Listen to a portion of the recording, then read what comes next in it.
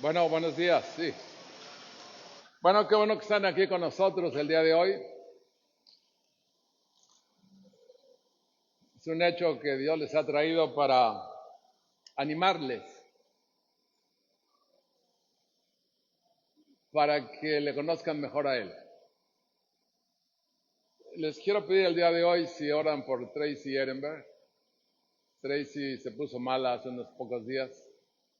Tiene un cáncer bastante difícil por lidiar con él. Gracias.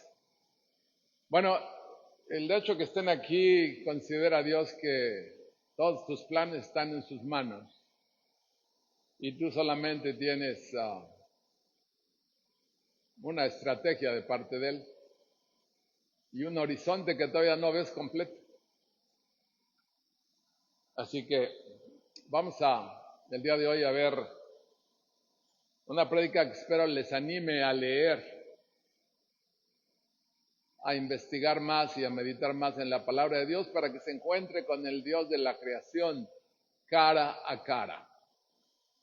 Así que vamos a empezar, hay mucho que ver y tenemos en el Señor el día de hoy. Empezamos en oración. Señor Dios Todopoderoso, gracias te damos, Padre, por la vida que nos das, por la salud que tenemos, por tus planes que transcurren en nuestra vida. No todos los entendemos, Señor, pero sabemos que tú estás al cargo de todo. Damos gracias, Señor, por cada uno de los hermanos que están aquí, para que les bendigas, seas con ellos, y que tu Espíritu se mueva con nosotros para que nos alientes en esta vida. Te damos gracias, Señor, por lo que estás haciendo en cada uno y por el amor que expresas en Jesucristo para cada uno. En el nombre de Jesús, sé con nosotros. Amén. Bueno, como ven, el título de la prédica es Génesis. Así que tenemos para rato de aquí para adelante. Pero déjenme decirles que casi todos los presentes aquí, espero que al menos hayan leído la Biblia una vez. Y si no lo han hecho, con esta prédica les animo a que empiecen, no nomás que oigan, porque la idea es que tengan un encuentro personal con Dios. Les animo a que inicien. Aunque algunos que están aquí también ya llevan varias vueltas en su odómetro personal de lectura. Así que lo que se va a comentar aquí hoy tendrá diferente apertura y recibimiento de acuerdo al tiempo que hayas dedicado a leer y meditar en lo escrito. En este caso, el libro de Génesis, que como sabes es el libro introductorio de la creación y de toda la Biblia, el cual contiene 3 premisas que proclaman que Dios creó un mundo perfecto. Eso lo entenderás cuando leas del capítulo 1 al 2, por ahí del versículo 25, en el inicio. Y después nos explica por qué el mundo perfecto ahora es un caos. Mucha gente, ya sabes, se pregunta que cómo puede haber un Dios si tenemos un caos como el que vivimos. Bueno, pues lee la Biblia y te lo vas a explicar, porque está escrito esto en capítulo 2, del versículo 4 al capítulo 11, versículo 26 más o menos, donde se nos describe cómo Dios ha empezado un proceso de restauración que continúa a través de todos los libros de la Biblia hasta el Apocalipsis. Eso podemos verlo por ahí en Génesis 11 hasta el capítulo 50. Bueno, te comento que es de lo más interesante ver que este libro se organiza alrededor de una simple frase hebrea que se traduce como algo así como: estas son las generaciones. Así empieza algunas veces. Este es el relato. O bien, este es el registro. Y se repite en el original varias veces, que a menudo se pierde en la traducción. Como verás, dice en Génesis 2:4, eso que estabas cantando hace un momento, esta es la historia de la creación de los cielos y la tierra. Ahí se encuentra en Génesis. Génesis 5:1 dice, esta es la lista de los descendientes de Adán. Génesis 6:9 dice, esta es la historia de Noé. Génesis 10:1 dice, esta es la historia de Sem, Cam y Jafet, hijos de Noé, quienes después del diluvio tuvieron sus propios hijos.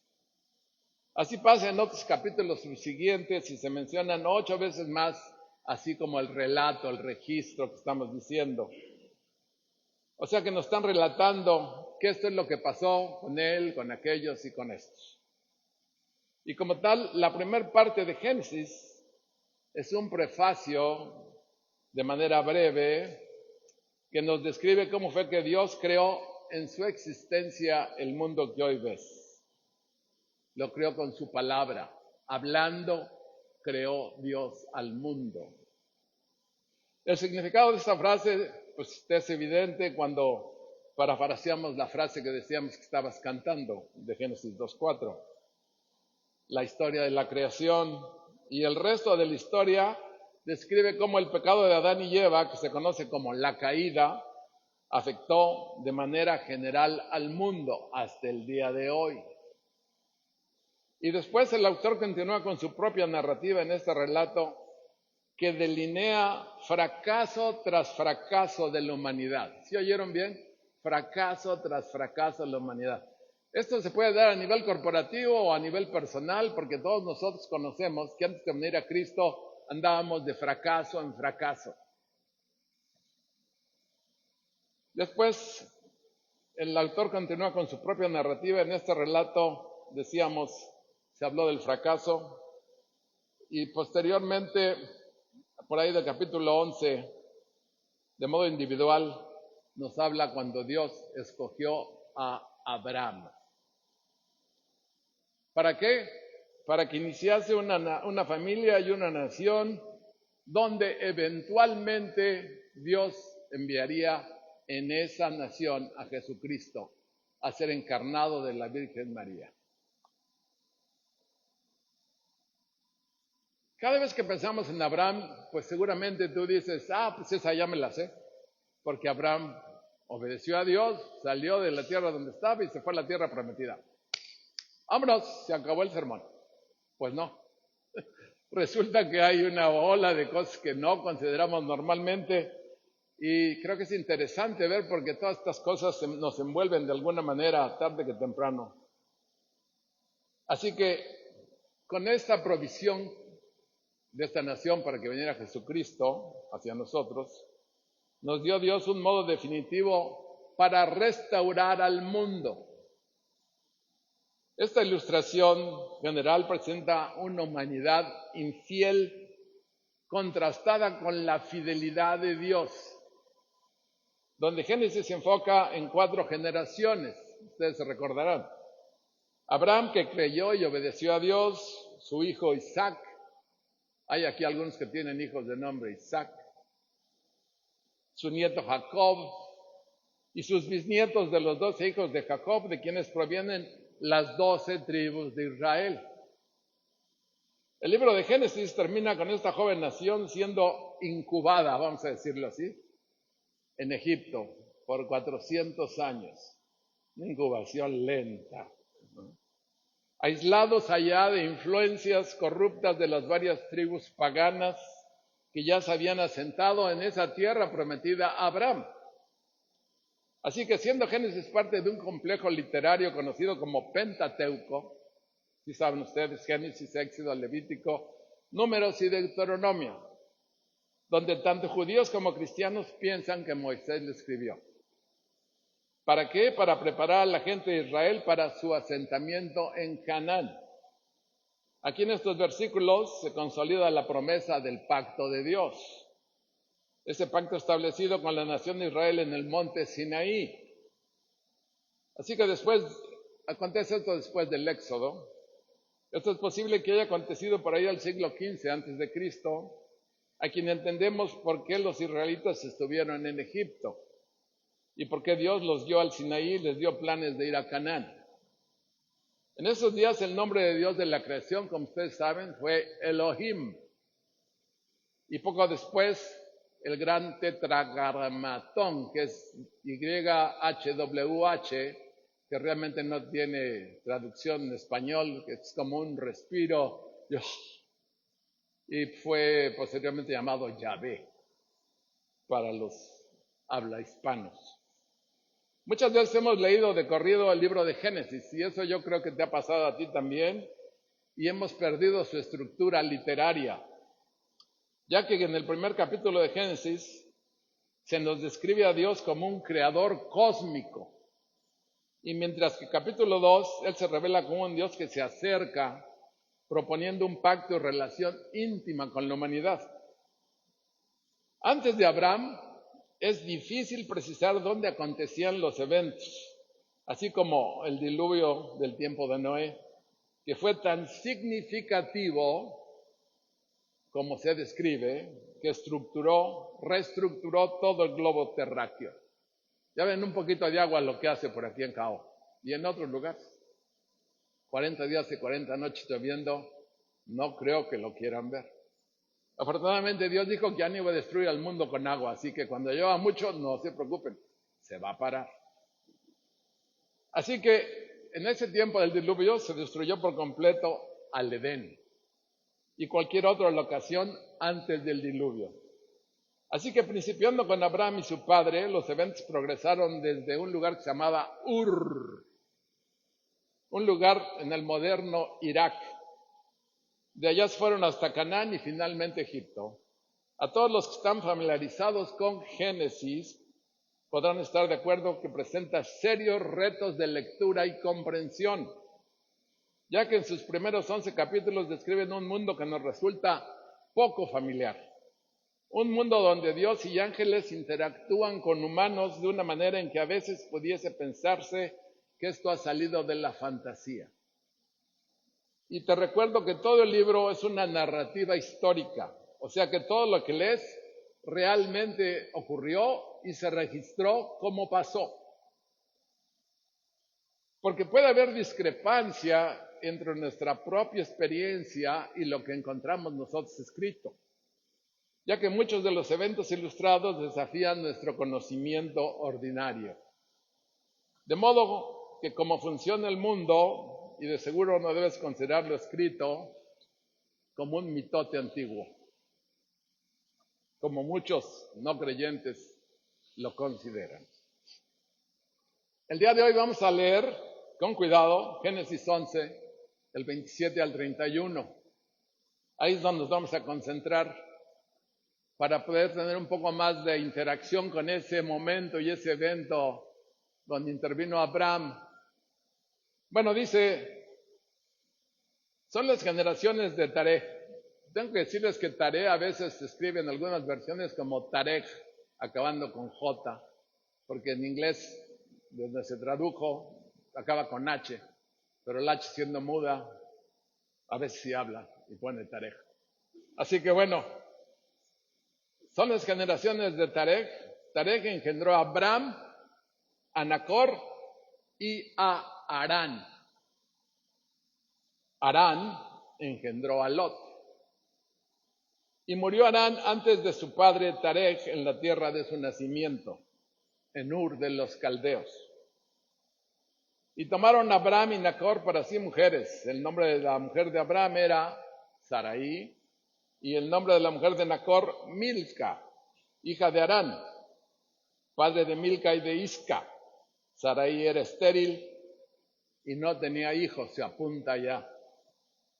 Y tomó Tarek a Abraham su hijo y a Lot, hijo de Harán, hijo de su hijo, y a Sarai su nuera, mujer de Abraham, su hijo, y salió con ellos de Ur de los Caldeos para ir a la tierra de Canaán, y vinieron hasta Harán y se quedaron allí. Bueno, hasta ahí se siente un poquito complicado, un poquito rebuscado. ¿Por qué? Pues porque había mucho matrimonio interracial, ¿no? Se casaban con los hijos de los tíos, con los primos, en fin. Vamos a verlo un poquito con cuidado porque aquí pasan muchas cosas. Para empezar, tengo que decirles que Ur de los Caldeos significa luz. Ur significa luz. Y es posible que haya sido llamado así por la idolatría persa que había ahí al fuego. Esta idolatría era muy popular en este pueblo, así que tenemos que Abraham fue llamado de aquí, de esta región de idólatras para ser seguidor del Dios verdadero. Consideren primero eso. Como leemos, Teraj, su padre de Abraham, leímos su hermano Nacor y su hermano Harán. Este último, se leyó, fue el papá de Lot. Así que recuerden que Abraham y su sobrino posteriormente tuvieron que separarse al escoger dónde vivir más tarde. Y bueno, Lot tiene su capítulo aparte, ya ves que se fue allá a un lugarcito curioso que se llamaba Sodoma y Gomorra. Pero es otra historia para otro día. Así que el padre de Lot murió por allá en Ur. Es uno de los hermanos de los tres, se murió allá, en el lugar donde había nacido. Y murió joven, ya que lo sobrevivió su papá, Teraj. El otro hermano de Abraham, Nacor, se casó con Milca, hija de este hermano que se murió. Como oímos, Abraham se casa con Sarai. Recordemos que hubo otra de las hijas de Harán de nombre Isca. Aquí se enfatiza que Sarai era estéril, ya proveyendo esa sombra que vendría muy seria en la descendencia. El papá de Abraham, Teraj, salió de Ur rumbo a Canaán, llevándose a su hijo Abraham, su nieto Lot y su nuera Sarai, aunque al llegar a la ciudad de Harán se quedaron a vivir allí, donde murió el papá de Abraham, de nombre Teraj, que contaba solamente con 205 tiernos años. Este hombre, Teraj, era un idólatra. Su viaje no fue por obediencia al llamado de Abraham, ya que se detuvo en Harán y ahí murió, probablemente de enfermedad. Aquí hemos mencionado ahora las raíces de la historia de Abraham, mostrándonos de qué familia surgió un ejemplo tan eminente de justicia como fue él. Considerando que se dejaban llevar Abraham, sus hermanos, su papá y todos por la influencia tremenda que había a su alrededor. Por estas asociaciones idolátricas, ellos estaban inmersos en todas ellas. Pero el llamado de Dios para Abraham fue de tal intensidad en la vida de él, pues muy similar al llamado que hemos tenido todos. Este llamado divino le influenció a él de tal manera que Abraham influenció a su padre, que era un idólatra. Pero el padre, siendo padre, tenía la diferencia de ser el líder familiar y él fue el que guió la salida a Ur, pero influenciado por Abraham.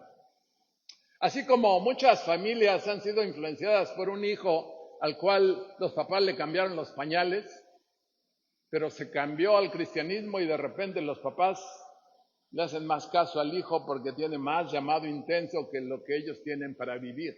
Así mismo pasó allá con Tarek y Abraham. ¿Para qué? Para seguir la dirección de providencia de Dios para hacer cosas mejores.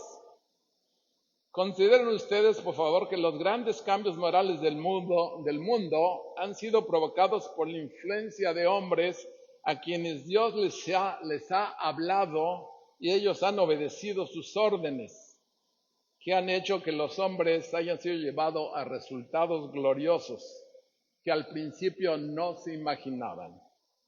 Así encontramos a Abraham y posiblemente a ti. ¿Dónde estarías tú si Dios no te hubiera llamado? Como pájaro perdido a la mitad de la calzada. Bueno, este camino, el camino de Abraham, el camino tuyo, no está exento de pruebas. En el caso de Abraham, la esterilidad de Sarai resultó una gran prueba. Cuando los hombres en ese tiempo deseaban una descendencia numerosa. Hoy en día se casan y no quieren tener ni hijos. Si acaso uno, dice, me va a llevar a desfigurar. En aquel tiempo era todo lo contrario, todo el mundo quería tener una descendencia numerosa. Pero para Abraham, obvio, y para Sarai, esto planteó una dificultad en el camino de la fe, ya que se interpuso en su peregrinar y durante largos años tuvo que afrontarse el conflicto de esperanza contra esperanza. Ay, se hicieron algunas barbaridades, pero tampoco es día de esta prédica. La sombra de una prueba venidera se posó sobre Abraham para que su fe pudiera demostrarse fuerte al encontrar dificultades. Si observamos con cuidado, hay una delgada línea de la iglesia desde el principio en comparación con la línea del mundo. Si nos damos cuenta y buscamos el origen de las más grandes revoluciones religiosas y sociales que haya conocido el mundo, las encontraremos en un pequeño grupo de hombres, pequeño, como lo que estamos mencionando aquí en Génesis 11, 28. Actuando bien en su presencia, o sea, siguiendo las instrucciones de Dios, esto significa que el primer caso de muerte natural de un hijo antes de la muerte de su padre es una nueva señal de mayor mortalidad. Este es el caso del hijo de Tarek, Harán. Ya que la muerte se describe como la tierra sin ningún orden, y así arrebató a los hijos de los hombres, derribando a los niños ante la casa de sus padres muchas veces. La providencia ordena la tierra de la natividad, o sea, donde vas tú a nacer, así como el lugar de su expiración. O sea que tenemos apuntado el día, la hora, el lugar de nacer y de morir, para que lo consideres. No va a ser casualidad.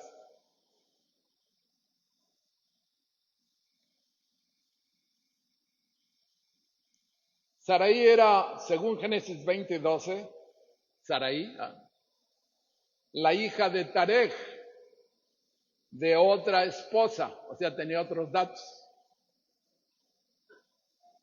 Pero no era la madre de Abraham, la mamá de Sarai. Y era 10 años más joven que su esposo. Y dice Génesis 17:17, entonces Abraham se postró sobre su rostro y se rió y dijo en su corazón, a un hombre de 100 años ha de nacer hijo. ¿Quién sabe qué sabría Abraham? Y Sara, ya noventera, ha de concebir de 90 años. Así que tenemos que Sarai, la que iba a ser la madre de la iglesia, de quien a propósito el Espíritu escribe esto que sigue, para manifestar el poder de Dios, la condición que se habla de ella bajo dos expresiones de Sarai. Número uno, ella era estéril de manera natural, y eso desde su juventud y primer matrimonio. Como decir, ella era el objeto más apto para que Dios obrara con su poder y se mostrara su poder. Dos, para la concepción de ella, ella nunca estaba planeando tener un hijo. Digo, hasta ese momento, imagínense. Sí quería, pero no podía, así que no planeaba. No había tenido hijos cuando ahora emprendía su viaje con su marido y su abuelo. Dios registra las pruebas de sus santos, no para su oprobio, sino para su propia gloria. Las pruebas largas, quieren oírlo algunos de ustedes, las pruebas largas y silenciosas son a menudo la porción de los santos grandes. Así que tenemos que fue evidente que esta expedición que emprendieron, como consecuencia del llamado divino a Abraham, para que saliera de su tierra de idólatras,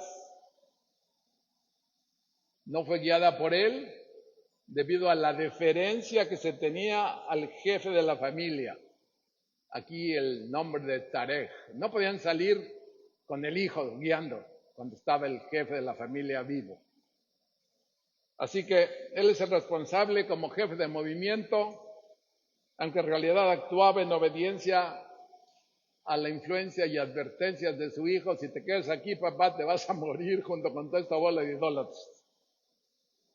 Ya que al parecer Nacor y su esposa Milca no estaban dispuestos a ir, al menos por el momento. Sin embargo, como los encontramos en el curso de la historia, que se establecieron en Harán, Abraham e Isaac les enviaron por esposas, concluiremos que cambiaron de parecer y sí fueron. Así toda la familia de Tarej, el patriarca, aunque no fue a Canaán, es posible que fue preservada de la idolatría caldea y se estableció en Harán y se mantuvieron ahí por un tiempo considerable en adoración al Dios verdadero. Lo que hemos leído aquí nos sugiere que si bien los hijos deben dar las muestras de respeto a los padres, no tienen que quedarse con la misma dureza y tontería que a veces los papás tienen. Estos mismos, a su vez, pueden ser llamados a seguir a sus hijos como líderes cuando han obtenido una luz más clara en cuanto al camino del deber y se van adelante ante el evidente llamado de Dios. Así podemos observar en el Nuevo Testamento que Pablo no tiene escrúpulos en remitir a los corintios a la enseñanza de la naturaleza y a instarlos a que tengan en cuenta lo que es conveniente. Así que esa migración de Tarej a Canaán inició de manera muy animada, pero fue un fracaso. En su terminación fue un fracaso, ya que los padres de Abraham se quedaron en Harán. Pablo nos dice que Abraham salió sin saber a dónde iba. ¿Se acuerdan en el Nuevo Testamento? En el Antiguo Testamento se afirma que a la tierra de Canaán. De hecho, ese fue el objeto y propósito de esa migración. Así fue el destino divino. Pero no como una resolución propia. Lo que aquí leemos en la Biblia fueron los hechos posteriores, ya que partieron bajo la dirección de la providencia, teniendo la luz suficiente para cada porción sucesiva del viaje, sin saber de este ya que no estaba revelado. La fe no necesita ver todo el trayecto, solo oírlo suficientemente y viajar ligero para dar el siguiente paso. Y el que da esa fe se encarga de que todo el curso vaya adelante y asegurará el éxito final. Como leímos, llegaron a Harán y se quedaron ahí, abrumados por la fatiga. Se detienen durante una temporada en este lugar para recuperar sus fuerzas con la piedad filial de los hijos. Sin duda mantuvo a Abraham vigilante ante los últimos días de su padre, quien probablemente todavía se aferraba a la tierna esperanza de llegar a la tierra de su adopción. Por lo tanto, todos se quedaron en Harán por el resto de los 5 años a partir de la fecha del llamado de Abraham. Así que todos debemos considerar que el tiempo y el lugar están designados para morir como para nacer, como dijimos. Por lo tanto, es bueno estar listos en todo lugar. Mencionamos brevemente que Tarek tenía 205 años, muy tiernos, por lo cual Abraham tenía 75 años cuando emigró de Mesopotamia y Tarek tenía 75 años cuando nació Abraham. Viejito de 250 años para guiar la expedición. Entonces, esto debió haber partido 60 años antes de la muerte de Tarek, más o menos 55, 60. Y eso es muy importante, ya que la migración no se le permitió por motivos religiosos hasta la muerte de su padre. Y como dice Hechos capítulo 7, 3 y 4 del discurso de Esteban, ese que le causó la muerte, dice por allá: sal de tu tierra y de tu parentela y ve a la tierra que yo te mostraré. Entonces él salió de la tierra de los caldeos y se radicó en Harán, y de allí, después de la muerte de su padre, Dios lo trasladó a esta tierra en la cual vosotros ahora habitáis. Eso les dijo Esteban a sus oyentes que luego lo apedrearon. Así que tenemos que Tarek, como Moisés, no pudieron entrar en la tierra prometida, ya que Dios les había provisto un país mejor, donde no hay estructuras rotas y rudimentarias en la ciudad de Dios. Sin duda todo esto nos recuerda a cada uno de nosotros nuestro estado que tenemos aquí en la tierra de peregrinos, por el hecho que muchos del pueblo de Dios se nos han adelantado en su viaje. Bueno es estar preparados para este último viaje solemne que deberemos emprender solos y donde ninguna ayuda puede ser más útil que la vara y el cayado de Dios. Ya voy a cerrar, no se preocupen. Pero te pido que consideres estas cosas, que todo es un plan de Dios en proceso. Y quiero que noten que es interesante el pedigrí de Abraham, que es el 10º desde Sem, el cual se opone al pedigrí de Noé, que es el 10º desde Adán. Ambos guardan ciertas semejanzas, fortaleciendo la impresión causada por algunos fenómenos ya comentados, donde tenemos que el libro de Génesis debemos de considerarlo como una obra de un solo autor, guiado por el Espíritu Santo, y no solo una mera pila de documentos de diferentes escritores. Señores, tenemos mucho que aprender. ¿Quieren estar ustedes cara a cara con el Dios vivo? Lean la Biblia. Pídanle al Espíritu Santo que se la revele, que los meta por allá, al lugar que más les atraiga. Los va a llevar a donde ustedes están interesados en ir, poco a poco. Pero denle vueltas a su odómetro bíblico. O sea, algunas vueltas a la Biblia funcionan. Yo, por ejemplo, tuve que dar varias vueltas para empezar a pensar en la Biblia de manera estructurada, antes de leer y pensar cosas aquí y allá, pero para empezar a visualizar un plan que Dios tiene. Y cuando aprendas eso, vas a poder tal vez en retrospectiva y hacia adelante ver el plan de Dios para tu vida. Esto es de lo más interesante, para que puedas situarte tú en el lugar que Dios te quiere y para que actúes a partir de ahí. Por supuesto que estamos llenos de errores, pero por supuesto que somos guiados por el Espíritu Santo. Y le pedimos a Dios que te guíe a ti a leer, a envolverte, a involucrarte con Él de manera personal, porque esa es la única alternativa real para que consigas la paz verdadera que necesitas y para que tus planes sean progresados y bendecidos por Él. Sean benditos. Vamos a cerrar en oración y vamos a tener la cena del Señor el día de hoy y que Dios te ponga en algún lugar donde aprendas y puedas pensar de manera progresiva y progresista con su guía hacia las cosas que Él tiene preparadas. Vamos a cerrar en oración.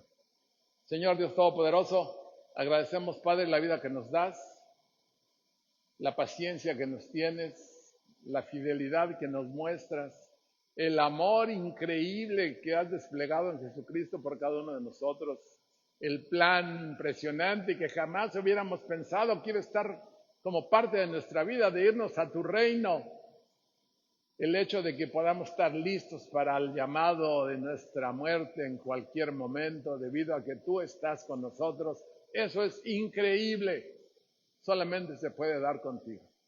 Así que, Señor, pedimos que bendigas este pan y este producto de la vida y lo saques de la forma cotidiana de su uso para que podamos celebrar juntos la Santa Cena del Señor. Permite, Señor, que